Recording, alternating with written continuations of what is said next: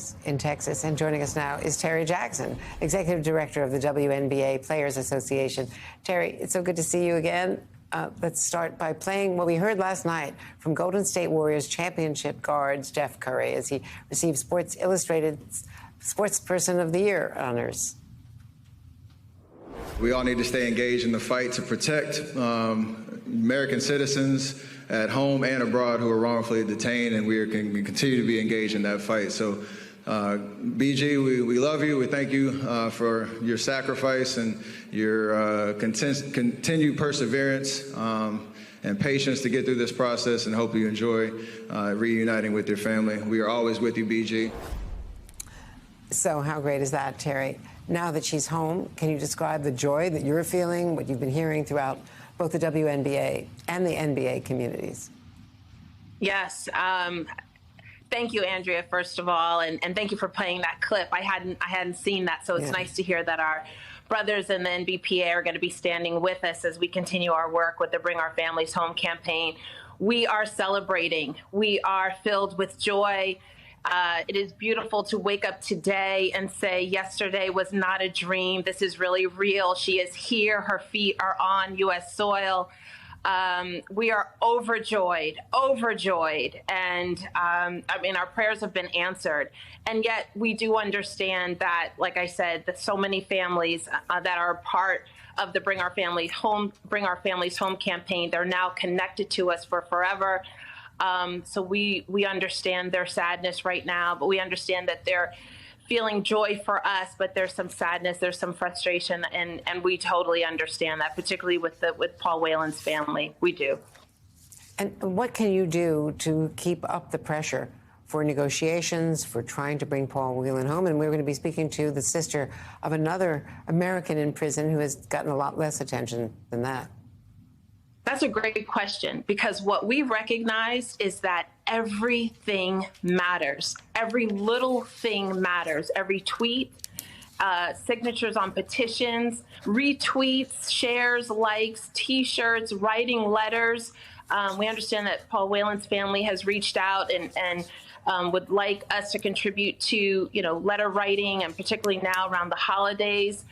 We will stand up to meet that challenge. We are going to do everything because everything matters. We know that everything we did for BG and Paul Whelan too kept them top of mind, kept them front and center, had Americans and others all around the world understanding what was happening with their story. So we'll continue to do that.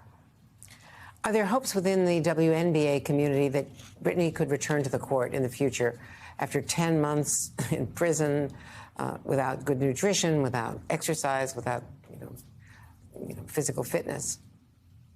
We had a hashtag that said we are not the 144 without BG. She's back. She's here. She's a part of us. It feels like the 144 is now complete. Will she play? Will she be there, at the start of the 2023 season? I don't know. I really don't know. And I hope this doesn't sound harsh. I hope listeners understand. I don't even know that I care. I wanted her back. I want her to be whole. I want her to be taken care of inside and out, top to bottom. I want her physical fitness and mental wellness and fitness to be where it needs to be. And if basketball brings her joy still, we are welcoming her back to the fold, of course. But this is a journey. We want her to take it one step at a time, one day at a time. We'll be there wrapping our resources and wrapping our arms around her as she goes along on this journey. Will she return to basketball? Of course, we're all hopeful. But first and foremost, what's important is that she's feeling good and that she's back with her family. And that other stuff, I can wait. That's such an important perspective. Now that her ordeal, at least the first stage of it, is over and she's home for recovery, what message do you have for other players going forward about potential threats overseas? Because a lot of your members do play overseas in the off season, where they can, do very well financially.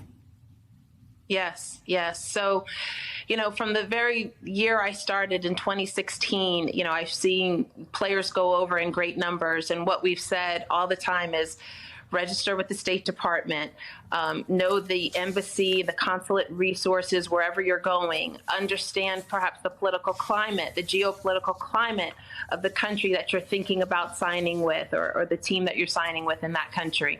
Understand the landscape, know what you're walking into, understand this is an opportunity to learn a new language, to learn and understand a new culture, but recognize that you're not going to be in the United States and it's going to be very different there. So you've got to be mindful. And then I have to do the work here at home, have the honest conversations about their salaries and pay equity, have those conversations, opportunities for investment in this league, in them. And so that perhaps the opportunities overseas don't look as appealing, and they're more likely to stay home. But we've got to work on that, and we've got to be open to having the honest conversations about that. Well, Terry Jackson, it's a pleasure to speak with you again on a bright day when Brittany Griner is home, and you can look forward with her, with all of your other friends and family. Thank you. Absolutely. Thank you for standing with us. I really appreciate the coverage.